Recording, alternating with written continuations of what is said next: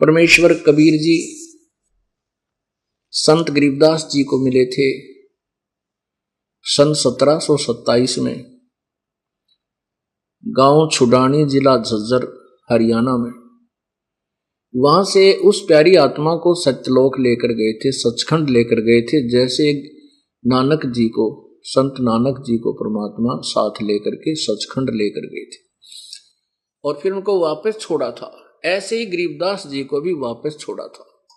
जब ऊपर के सभी ब्रह्मांडों को तथा सभी भगवानों को देख करके और सचखंड में सतपुरुष कबीर रूप में देख करके वो महान आत्मा वापस आई, उसके बाद उन्होंने परमात्मा के द्वारा दिया हुआ ज्ञान ये लिपिबद्ध करवाया, जो दास आपको पढ़ के सुना रहा है।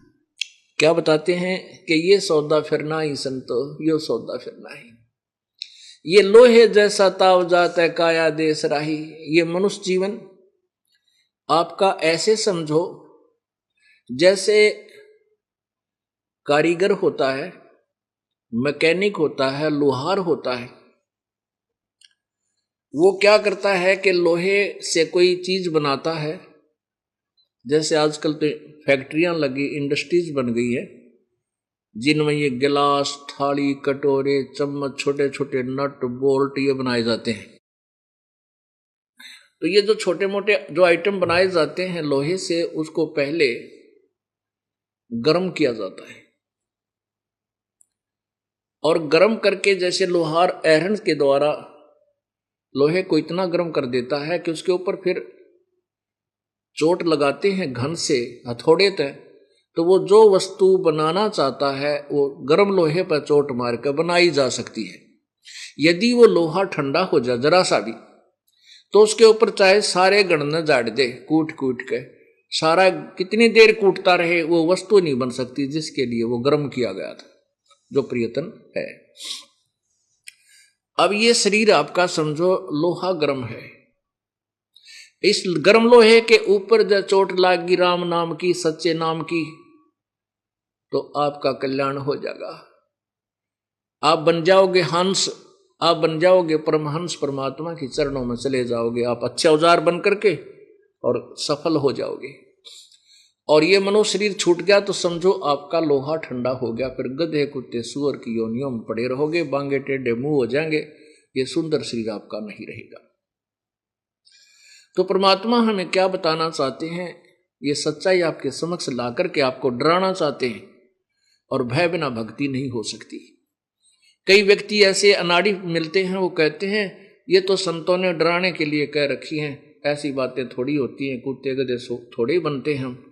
अरे भले आदमी, अगर आप इतने बुद्धिमान हैं तो फिर परमात्मा के लिए संतों की वाणी की आड़ क्यों लेते हैं? तू ही सुना दे, फिर दो चार बोल, पता लग जाए तो कितना जानकार है। देखो, चोर चोरी करता है, उसको समझाया जाता है, सच्चाई बताई जाती है, चोरी ना करे भाई, तू पकड़ा जाएगा, तेरी पिटाई होगी, काला मुंह करेंगे, गांव में डालेंगे और सजा हो जाएगी, कैद में चाकी पीसेगा। अब ये उसको चाहिए ये समझ लो डराया जा रहा है, या समझ लो कि सच्चाई बताई जा रही है। वो सच्चाई भी है और सच्चाई से वो डर गया तो चोरी से बच जाएगा, वो सजाएं से बच जाएगा जो उस पाप के करने से, अपराध के करने से उसने भोगनी थी। ऐसे ये परमात्मा का ज्ञान आपको सुना जा रहा है, ये सच्चाई है, सच्चाई से डर जाएगा, वो भगवान आत्मा है, बुराई से बच के अपनी भक्ति कर जाएगा दृढ़ता के साथ, उसका कल्याण हो जाएगा। कहते हैं लोहे जैसा ताव जात ये काया देश राही, ये सौदा फिरना ही संतो, यो सौदा फिरना ही। तीन लोक और भवन चतुर्द सब जग सौदे आही, भाई दुगने तगने करे चौगने किन्हो मूल गवाई। आप जी परमात्मा के चरणों में लग गए हो, ना जाने आपके कौन से जन्म जन्मांतर के वो पुण्य थे, शुभ संस्कार थे जो आपको परमात्मा के चरणों में शीघ्रता से ले आए। भले ही कोई ज्ञान समझ के आया है, भले ही कोई किसी कष्ट दुख निवारण के लिए आया है, वो दोनों ही पुण्यात्मा, क्योंकि उनको ठीक ठिकाना मिल गया। अब यहां आते ही कष्ट भी दूर होगा और जिनको भगवान चाहिए वो मार्ग भी यथार्थ मिलेगा। जो जिनके कोई तकलीफ नहीं है, कोई कष्ट नहीं है, घर में सुख भी है, उनको भगवान की चाह तो भगवान का मार्ग मिल गया है। और जिनके ऊपर आपत्तियां हैं, ये पूर्ण परमात्मा है। वेद भी गवाही देते हैं कि इस परमात्मा, कबीर परमेश्वर की डिक्शनरी में इम्पॉसिबल वर्ड नहीं है, कबीर परमेश्वर की शब्द कोश में असंभव शब्द नहीं है। तो ये वो भगवान है जो हमारे पाप कर्मों को क्रॉस कर सकता है, कैंसिल कर सकता है। और कोई भगवान, ना ब्रह्मा, ना विष्णु, ना शिव, ना ब्रह्म, ना परब्रह्म, ना ये दुर्गा देवी देवता, कोई भी कर्म के दंड को, संस्कार को, प्रारब्ध को चेंज नहीं कर सकते, परिवर्तन नहीं कर सकते।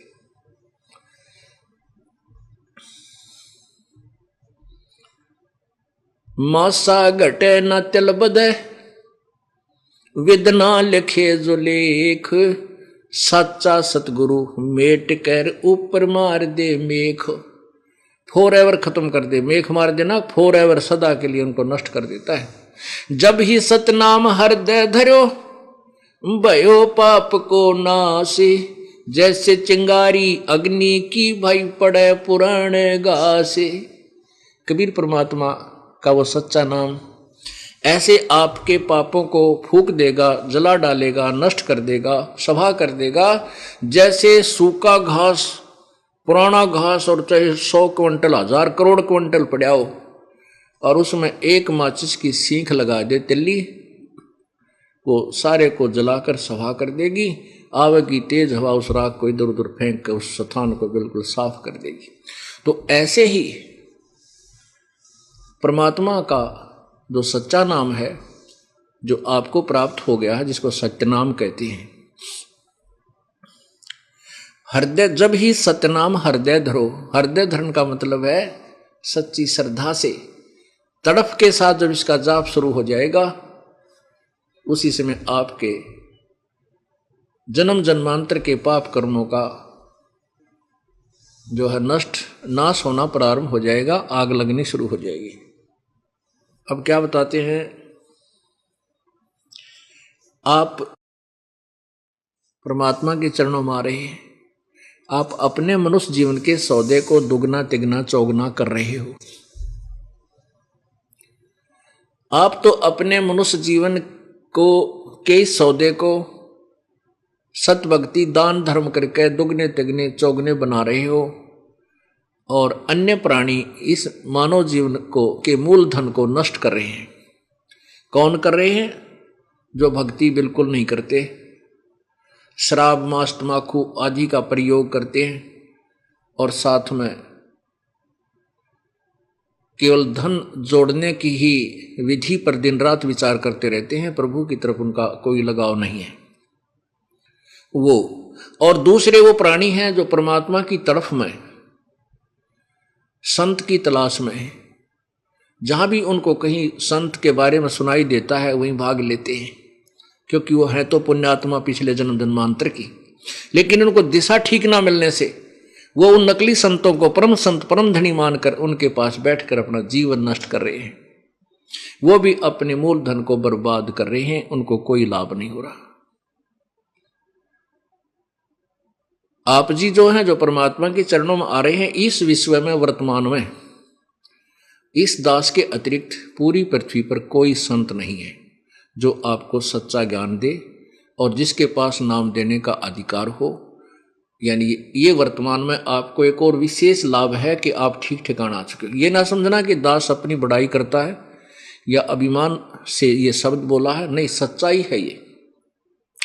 और जो इस बात से परिचित हो चुके हैं वो सत्य मान भी चुके हैं कि सचमुच वास्तव में इस संसार में कोई संत नहीं है वर्तमान में इस दास के अतिरिक्त। मैं ये नहीं कह रहा कि वो अच्छी आत्मा नहीं है। जितने भी जो गुरु पद पर बैठे हैं, ये पिछले जन्मों की पुण्यात्माएं हैं। इनको काल गुमराह करके बर्बाद करवा रहा है। ये पिछले जन्मांतर के बहुत अच्छे पुण्यकर्मी प्राणी हैं, और इनके भाग्य में ये सुविधा है कि वो कारों और हेलीकॉप्टरों में चले और लाखों लोग उनकी सेवा करें। यदि ये संत राजनीति में आ जाए तो वहां भी इनके ऐसे डूंडा पाटेगा, या कोई मंत्री महामंत्री बन जाएंगे, मुख्यमंत्री बन सकते हैं, क्योंकि काल ने इनकी मलाई इनके आगे डाल देनी है। ये खंडाओ, खो, खाओ, लात मारो, किसी तरह बर्बाद करो, पुण्य कर्मों को इनके समक्ष रख देता है। अवश्य देगा, ना चाहते हुए भी देगा। लेकिन ये प्राणी अपने पूर्व जन्म के इस मूल धन को नष्ट करके अंत में ये कति खाली होकर जाएंगे और नरक के अंदर डाल दिए जाएंगे, वह कोई नहीं पूछेगा इनको। तो दास ये नहीं कह रहा कि वो बुरी आत्माएं हैं या उनके पास जो अनुयायी हैं वो बुरे हैं, नहीं, अच्छी आत्माएं हैं, परमात्मा की चाह है, लेकिन वो गलत आदमी के फंस गए।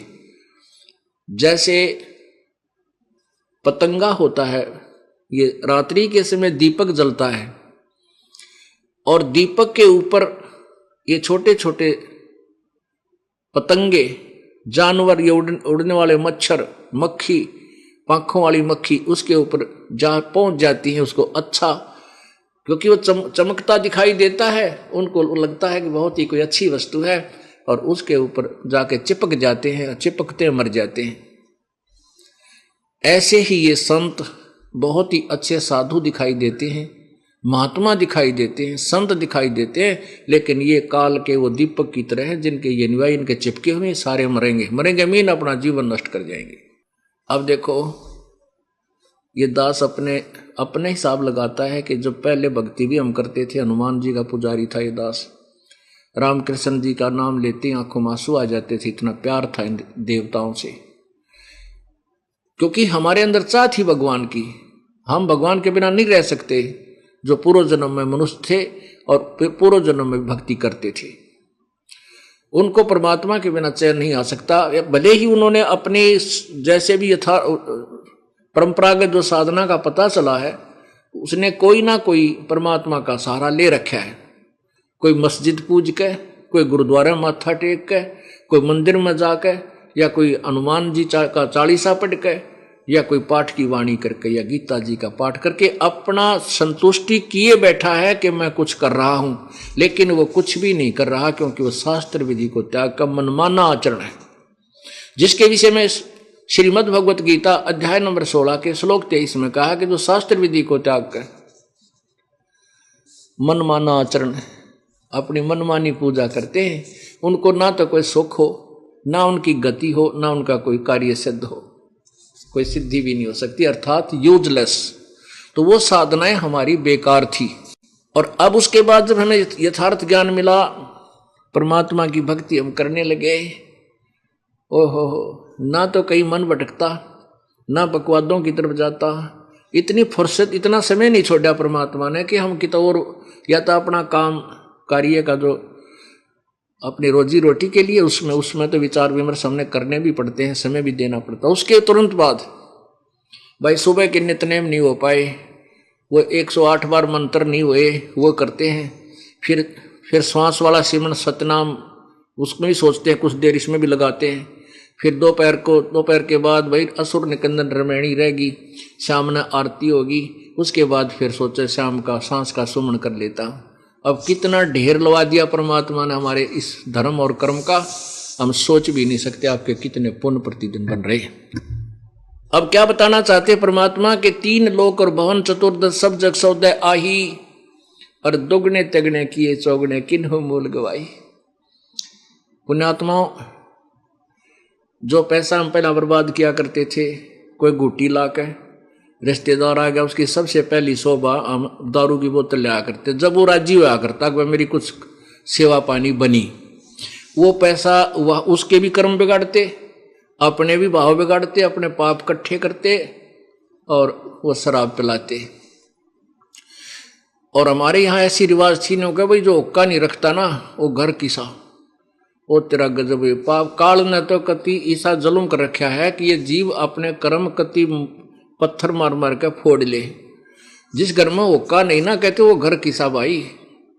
तो रिश्तेदार आया करते थे, हम छोटे थे, क्योंकि लाइए रे भर के तेरा फूफा रहा, और फूफा तो नरक में जा अकेला मारी, और व्यवस्था करवा दी उसने, हम चलम भर कह देते। परमात्मा कहते हैं एक चलम हुक्का बराबर डूब काली धार, इतना महापाप है इस तम्बाकू प्रयोग करने वाले को, और उसको सहयोग देने वाले, भर के भी देने वाले को, चाहे वो ना पीता हो। 100 नारी जारी करे और सुरापान 100 बार, एक चलम हुक्का भर दे डूब काली धार। पर द्वारा स्त्री का खोले 70 दिन अंधा हो डोले। सुरापान मदमासा हारी गमन करे भोग पर नारी 70 जन्म कटेंगे शीशम साक्षी साहिब है जगदीशम। यानी एक बार किया हुआ पाप मदरा पीवे कड़वा पानी और 70 जन्म समान यानी कुत्ते के जाने। एक बार शराब पीने वाले के 70 जन्म कंटिन्यूस कुत्ते के होंगे। वो तरह गजब, इतना घोर पाप बनता है। क्योंकि ये कड़वा पानी पीवे फिर क्या पीवा, गंदे नाले का पानी पिया करेगा कि तो और पानी ना मिले जब इसको।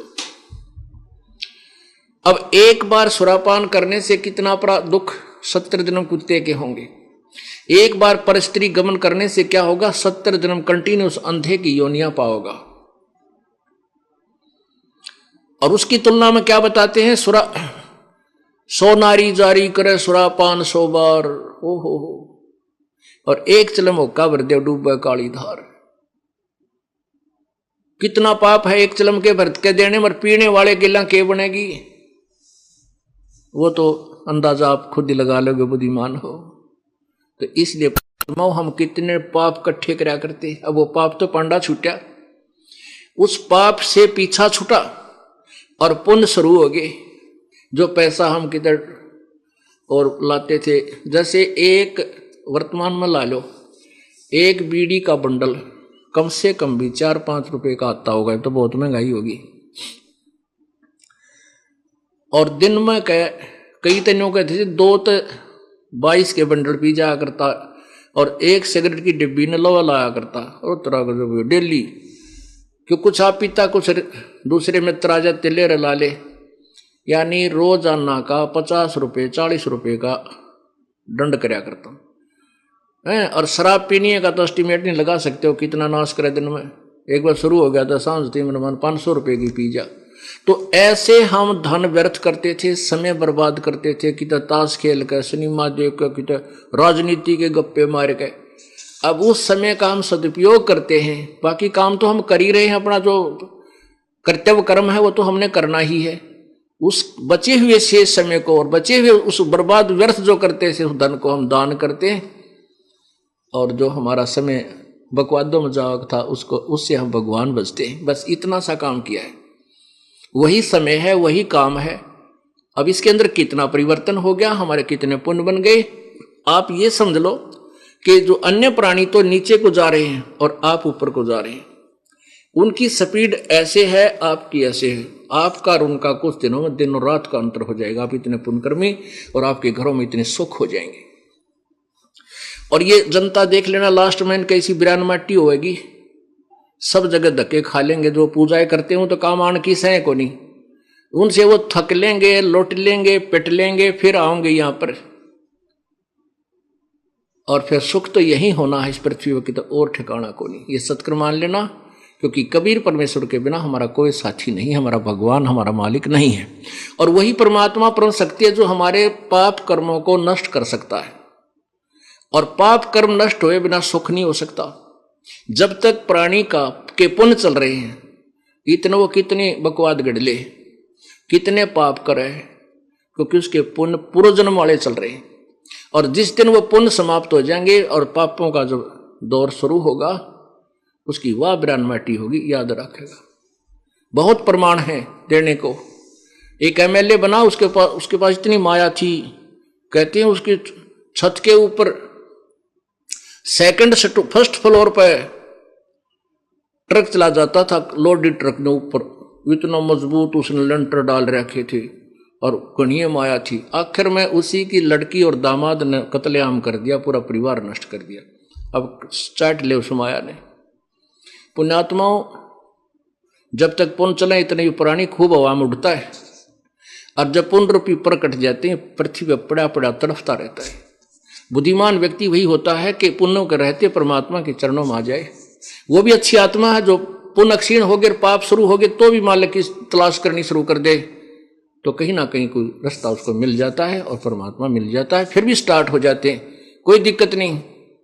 परमात्मा के चरणों में आते पुण्य फिर शुरू हो जाएंगे। यहाँ इतने जबरदस्त पुण्य होते हैं, जैसे आप सत्संग में आते हो, वहां से जहां से आप चले हो, सच्चे मन से, सच्ची श्रद्धा से एक दास बनकर परमात्मा के चरणों में आते हो, सत्संग में आते हो, एक कदम का पुण्य आपको एक यज्ञ के तुल्य होता है। और एक यज्ञ को करने के लिए ये राजा लोग लाखों रुपए लगाया करते थे, वो आपको एक कदम से मिल जाता है। संत मिलन को चालिए तज माया अभिमाने, जो जो कदम आगे रखे सो सो यज्ञ समाने। जैसे कोई चाहे सेठ है, चाहे गरीब है, चाहे कोई उच्च अधिकारी है, चाहे राजा है, जब भगवान के दरबार की तरफ चले उसमें वो भूल जाए अपने आप को, मैं कौन हूं, केवल एक जीव हूं और दीर्घ रोगी हूं, जन्म मृत्यु का रोग हमारे बहुत भयंकर लगा हुआ है, और मैं एक ऑल इंडिया इंस्टीट्यूट में चेकिंग और ट्रीटमेंट के लिए चला हूं। ऑल इंडिया इंस्टीट्यूट में वो ही जाएगा जिसके कति कर्म फूट लेंगे और घना भयंकर रोग हो लेगा, और वहां जाके फिर वो नखरे को नहीं, वो तुमने सोचा मेरी जान क्यों कर बचेगी, मेरा कैसे क्या होगा, ऑपरेशन होगा या वैसे कोई ट्रीटमेंट होगा, फिर उसने कोई नखरे नहीं बागते, चाहे वो राष्ट्रपति भी क्यों नहीं है, उसमें वो अपनी जान देखता है। ऐसे ही आप जब सतलोक आश्रम में आए, चाहे कितना बड़ा सेठ है, चाहे कोई गरीब है, चाहे अमीर है, चाहे अधिकारी है, वो अपने को एक दास समझ के जब इस दृष्टिकोण से, इस भाव से चलोगे तो आपका एक कदम भी एक यज्ञ के तुल्य पुण्य आपको देगा और आप आओगे अंडी पाक के।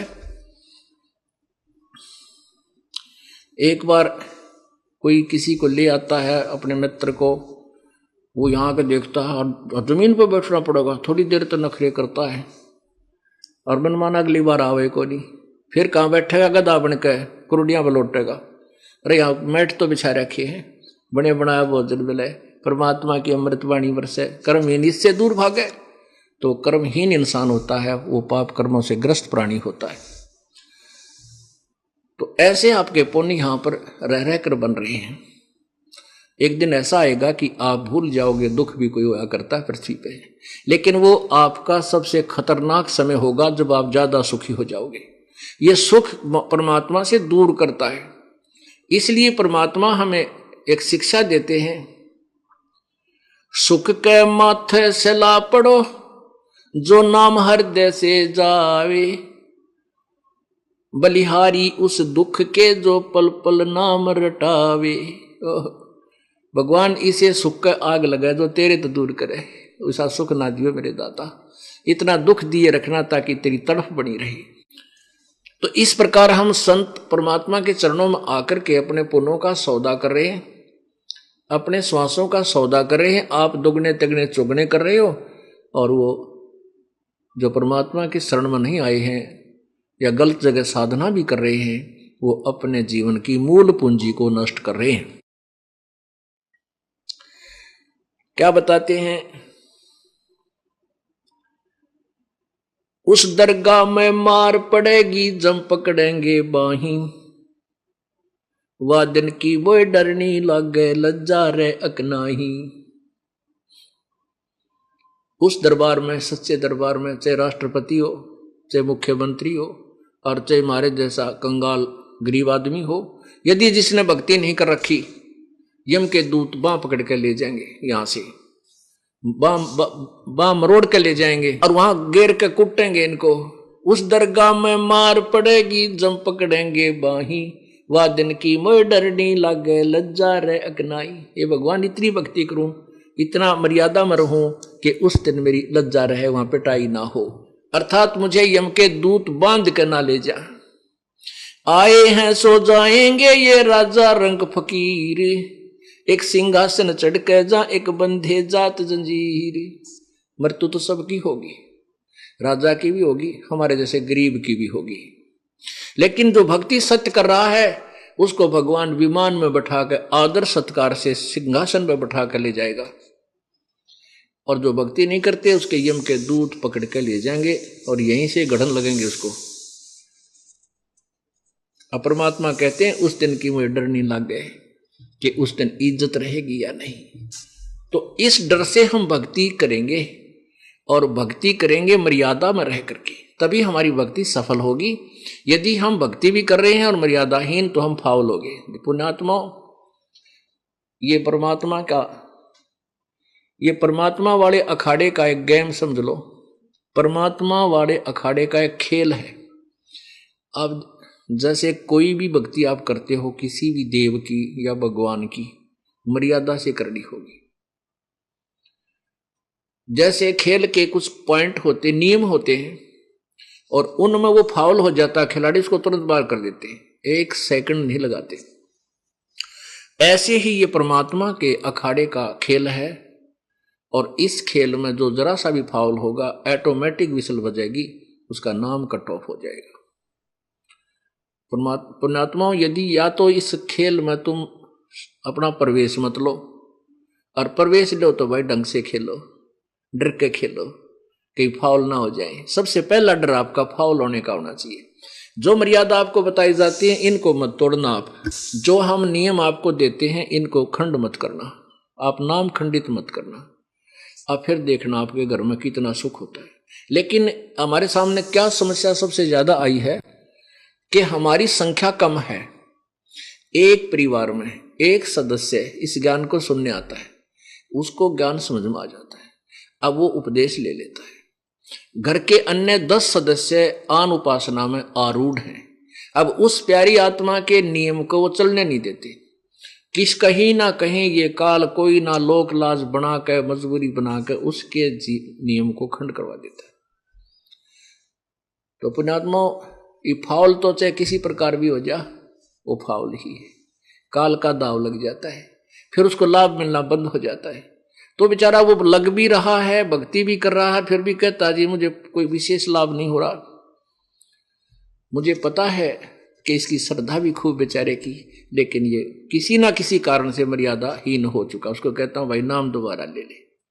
इसका यही तरीका है अभी तो कि हम दोबारा नाम देते हैं ताकि ये फिर सुचारू हो जाए। कनेक्शन दे देते हैं भगवान का, प्रार्थना करते हैं प्रभु बालक है आपका, बच्चा है, बच्ची है आपकी, और बहुत पुण्य खाड़े में पा गया यूं, क्योंकि सारा देश उलट हमारे थे। अब आप ही दया करोगे जब बात बनेगी।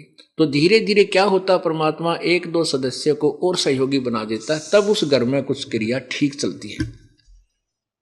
उसके बाद उस घर में उभारा दिखने लगे। यदि आप सत्कर्म मानना, आज नाम ले लो, आपको किसी प्रकार की आपत्ति हो, घर में संकट हो, या आपका किसी प्रकार का रोग हो, जब ना तुरंत ठीक हो जाए तो मैं संताई छोड़ दूंगा। लेकिन हम गलतियां इतनी कर देते हैं, ना चाहते हुए हो जाती है, क्योंकि मैं इस परमात्मा से बहुत परिचित हूं। सन 1988 से इस दास इसकी शरण में आया था। उस दिन के बाद जो मेरे साथ इन्होंने चमत्कार किए, मैं सोच भी नहीं सकता था। तो आपके साथ क्यों नहीं करेगा? वही भगवान, वाह पावर। कहते हैं सतगुरु के दरबार में कमी का एक ही ना, और हंसा मौज निपा होता तेरी चूक चाकरी में। इस सच्चे दरबार में किसी वस्तु की कमी नहीं रहेगी। और तुझे परमात्मा आपके ऊपर मौज नहीं बख्श पा रहे हैं, तेरी कोई सेवा में कमी है, तेरी चाकरी में कमी है, तेरी कोई मर्यादा में त्रुटि है। अब ये जो नियम आपको फार्म के पीछे लिखकर दिए हैं, इनको जरूर पढ़ा करो। शुरू में दूसरा नाम लेने से पहले तो कई बार पढ़ा करो इस पीछे क्या लिख रखा है। आप या ना पढ़ सकते, किसी बालक तो पढ़वा ले।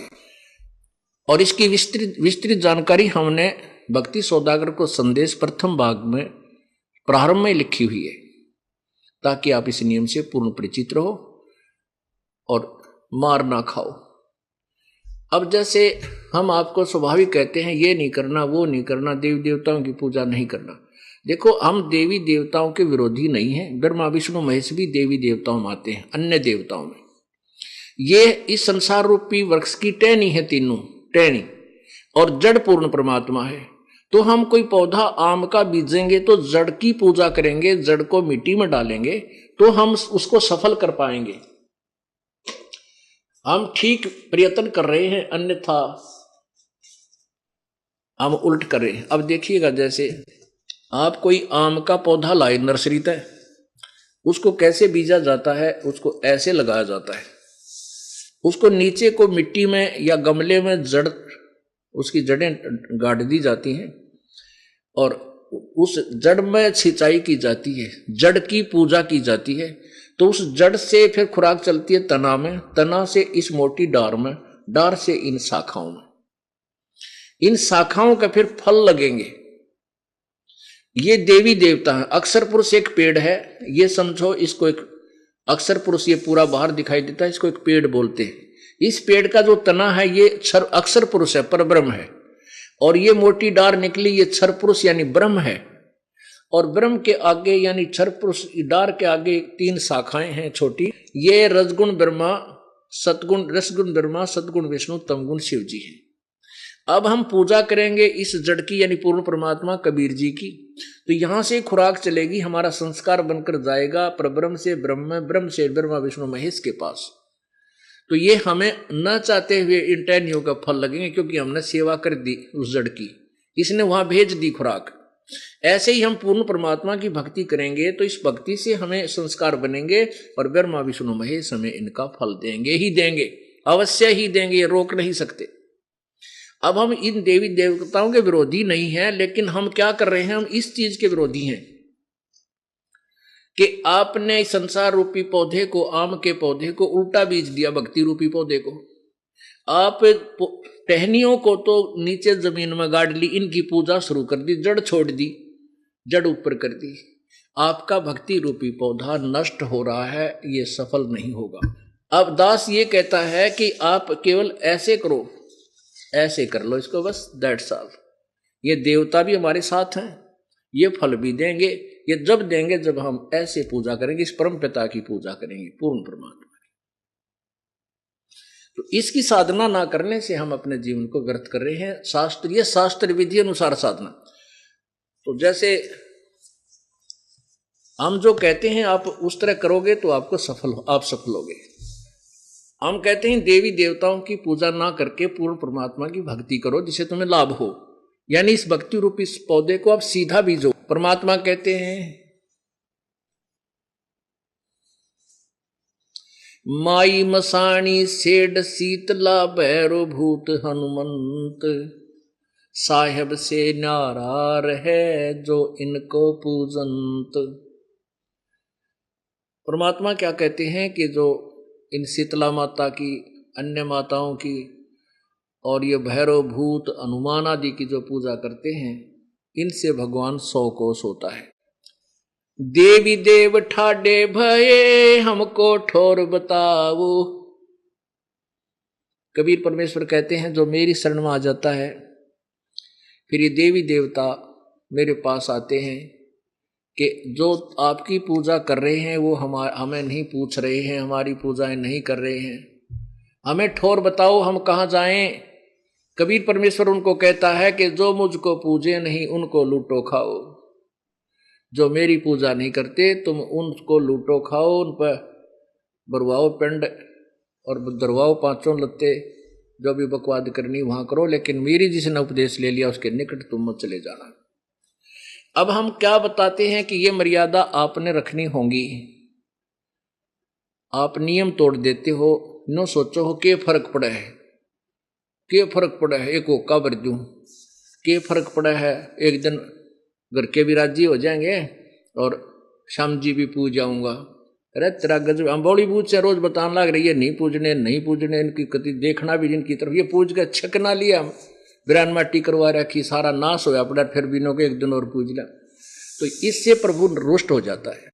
अब क्या बताते हैं, जब सीता जी श्री राम और लक्ष्मण जी के साथ वनवास में थी, उन्होंने एक झोपड़ी बना रखी थी, कुटी बना रखी थी, और रावण ने सीता को उठाने का एक षड्यंत्र रचा था। रावण का मामा मारिच जो है एक सोने का मृग बन के सिद्धि से, और वहां दूर दिखाई दिया जहां सीता जी ने बगीची बो रखी थी, उसके फूलों फालों को तोड़न लग गया। उसकी सुंदरता पासक्त होकर सीता ने कहा कि ये मृग मुझे ला कर दो, जीवित या मृत। ज्यादा हट कर ली उसने। तो श्री राम बोला लक्ष्मण मैं जाता हूं और तू यहाँ रहना, क्योंकि जंगल का काम है और अकेली सीता को नहीं छोड़ना। श्री रामचंद्र जी आगे चले गए। वहां से आकाशवाणी की उस मृग मारीच ने तो कि हाय भाई मर गया, हाय लक्ष्मण मर गया। अब सीता ने सुन लिया बात कि तेरा भाई पर आपत्ति आ गई, तू जा लक्ष्मण। लक्ष्मण बोला मेरा भाई कोई मिट्टी का बना हुआ नहीं है कि मेरे को मार देगा, मेरा भाई नहीं मरा है, ये कोई चाल हो सकती है, तो आप मैं नहीं जाता। सीता ने उलाना दे दिया कि तू चाहे है तेरा भाई मर जा और तू मुझे पत्नी बनाना चाहता, इस तरह के कुछ शब्द बोल दिए। अब वो जति पुरुष था, उस पर बात नहीं सहन हुई, कहने लगी क्या ठीक है मैं जाता हूं। और उसने एक चारों तरफ एक रेखा खींच दी उसको टिया के कि ठीक है इस रेखा से बाहर मत जाना, नहीं इसके अंदर रहना, तेरे पर कोई आपत्ति नहीं आएगी। सीता बोली ठीक है तू जल्दी जा, मैं नहीं जाऊंगी इस तो बाहर। इतने में रावण एक साधु का रूप बना करके आया और सीधा आ रहा कि माई आटा दे। सीता आटा लेकर चली कि लो जी आ जाओ ले जाओ। उस रेखा से इधर खड़ी थी 2-4 फुट। रावण आगे को चला उसको उठाने के लिए, कि ले उठा लाता हूं इसको फटाफट, बाहर तो आ गई है ये। तो जो ही उस रेखा के निकट आया तो रावण एकदम उल्टा हुआ, क्योंकि उसके अंदर से अग्नि की लपट निकली। रावण एकदम पीछे हो गया।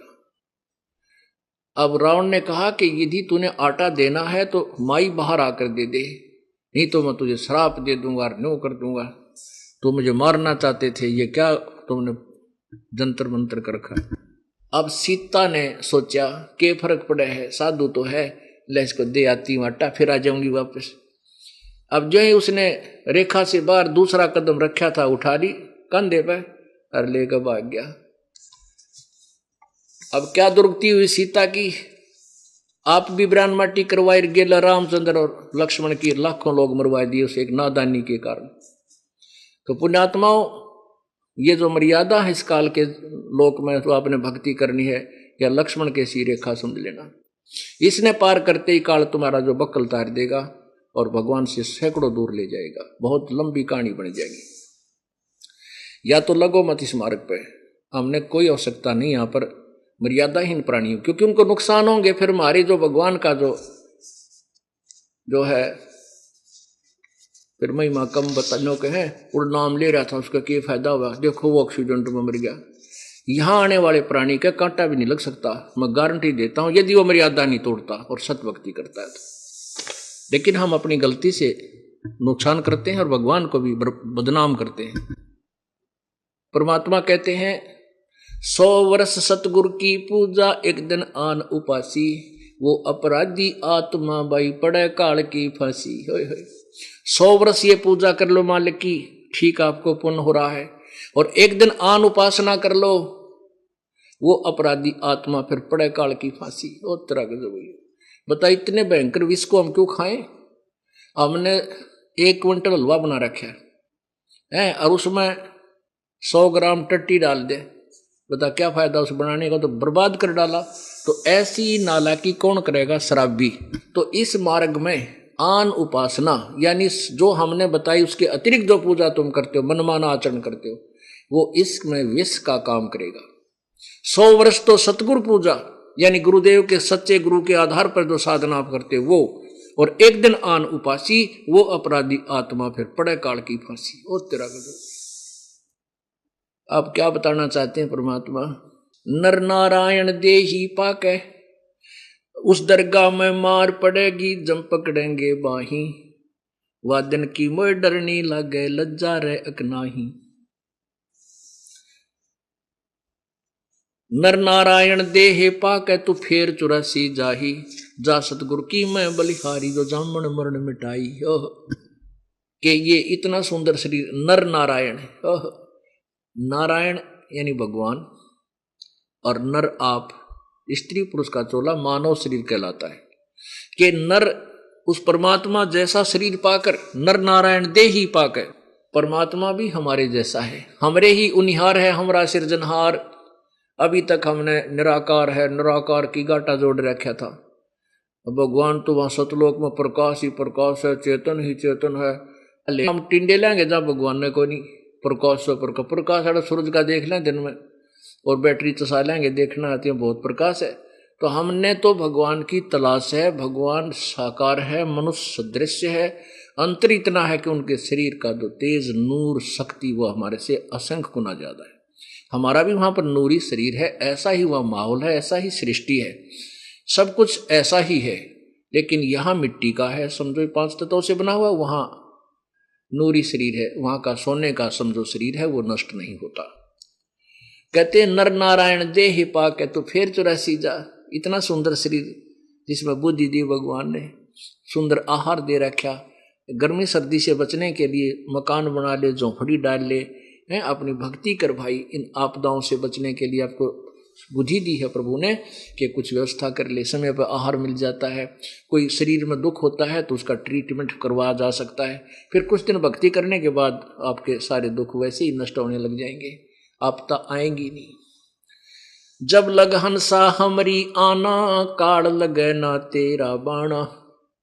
जब तक हंस यानी मेरी पुण्यात्मा मेरी मर्यादा में रहेगी, काल तेरा तीर मेरे हंस पर नहीं लग सकता।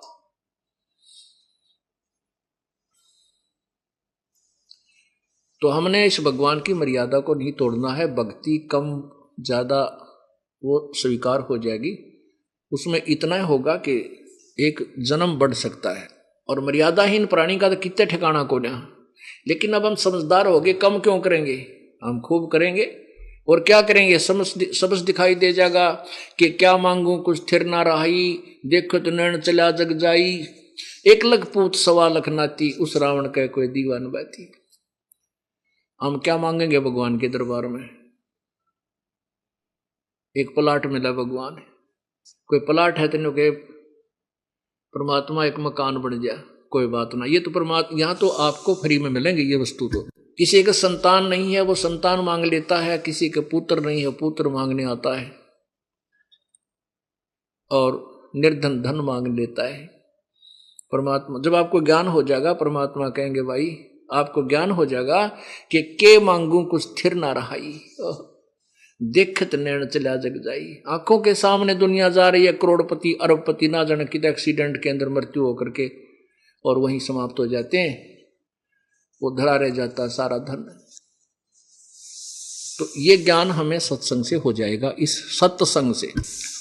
ये सत्संग है जो आपको सुनाया जा रहा है, बाकी इस पृथ्वी पर कोई सत्संग नहीं है।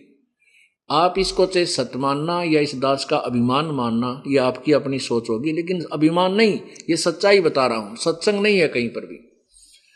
हुआ बाई बकते हैं, आपको दिखाएंगे इन महापुरुषों के सोच विचार, कह का भी नहीं पता इनको भगवान के बारे में, और करोड़ों लोगों को वो गुमराह किए बैठे। तो आपको जब ज्ञान हो जाएगा, आप क्या मांगोगे फिर। एक समय ये दास पंजाब के अंदर सत्संग करने जाता था। जब हमारे गुरुजी सतलोक चले गए थे, उसके बाद वहां की संगत की प्रार्थना से एक संडे, सेकंड संडे हम वहां सत्संग करने जाते थे। वहां कहाँ, तलवंडी भाई जिला फिरोजपुर में हमारे गुरुदेव का एक आश्रम है। तो हम संडे को सत्संग करने जाते थे। हम शनिवार को पहुंच जाते थे या संडे को रात को वहां पहुंच जाते थे किसी प्रकार। तो वहां एक हमारे गुरुदेव के जो शिष्य थे, उनका कोई रिलेटिव आया था। वहां को बुढ़िया मर गई थी, उसके लिए वो आए थे शुक्रवार को। बुढ़िया के जो ना शोक व्यक्त करने।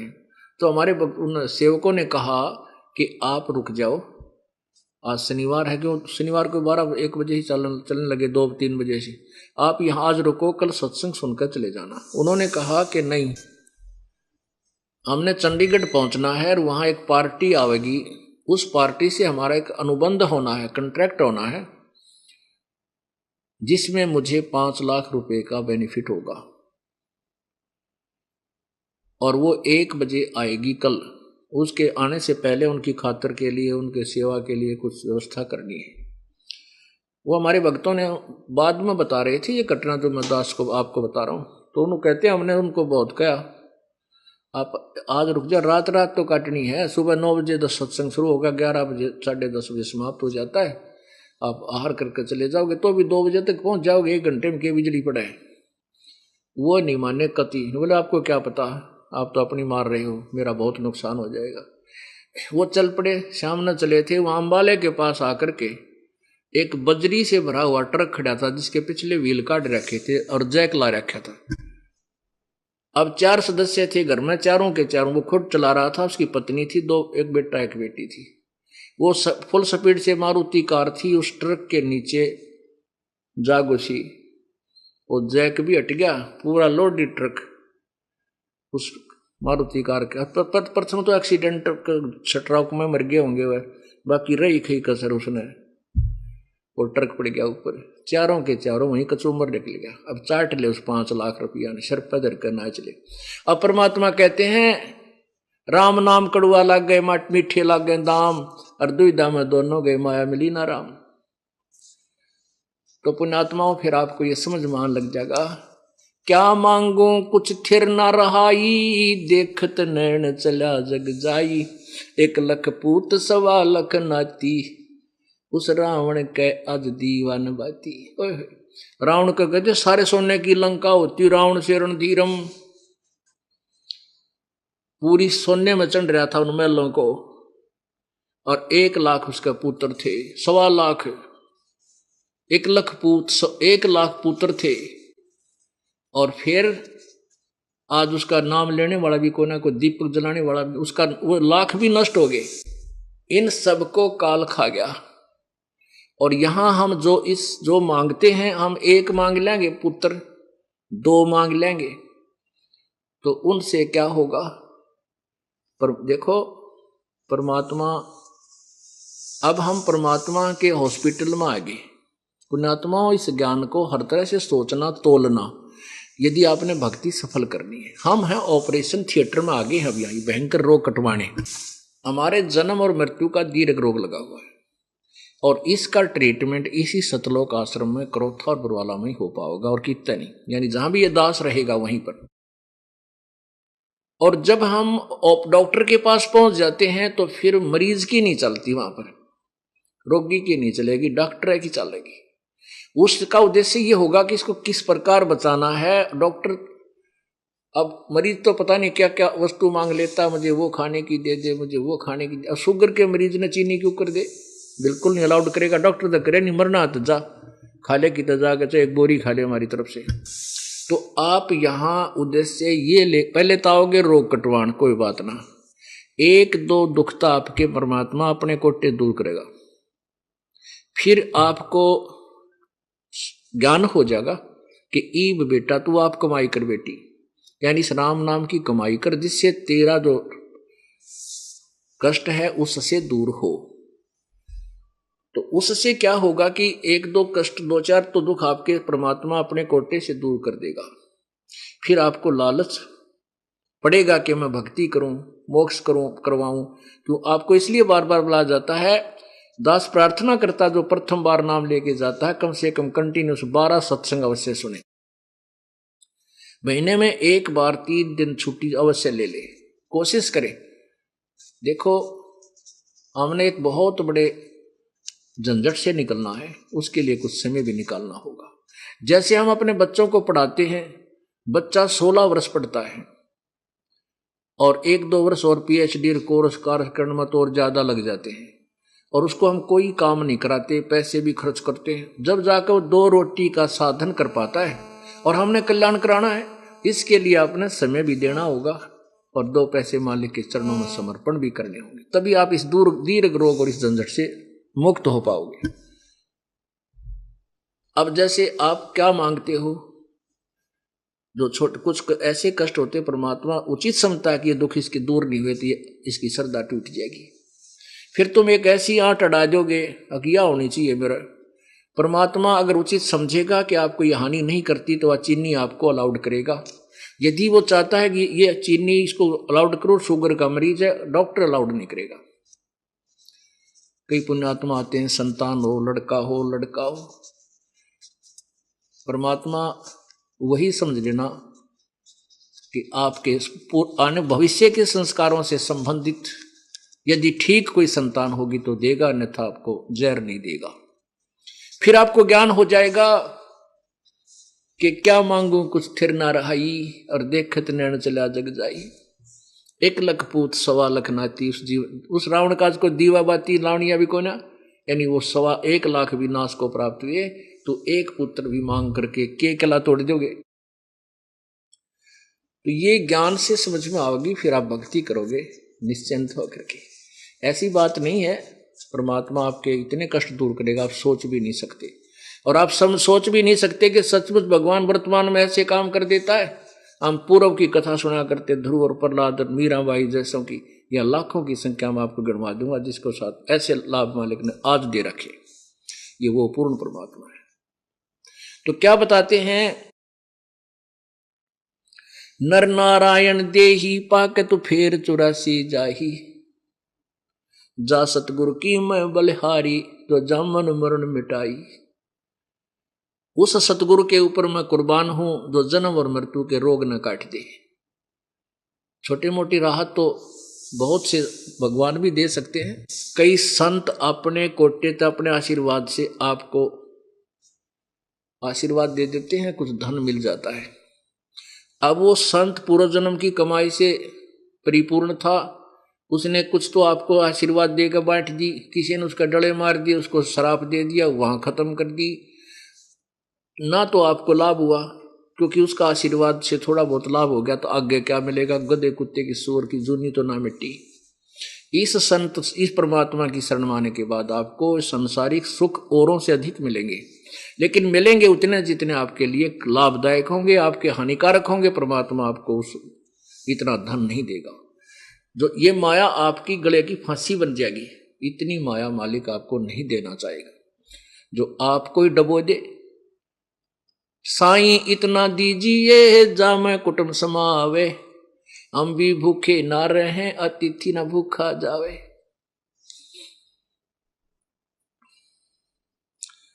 कि परमात्मा इतना दीजिए जिसमें हमारा परिवार का गुजारा हो जाए, हमने भी समय पर रोटी मिल जाए, कोई अतिथि आ जाए वो भी छक के भोजन पास के, अर्थात हमारा निर्वाह हो, इतना देते रहना, अधिक की आवश्यकता नहीं।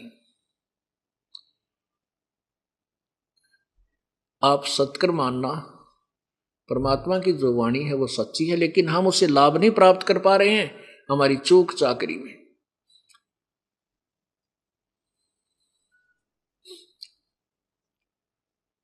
अब क्या बताते हैं, आपको थोड़ी सी कथा सुनाते हैं प्रभु की। कबीर परमेश्वर जो है ये परमात्मा थे, परमात्मा हैं और रहेंगे।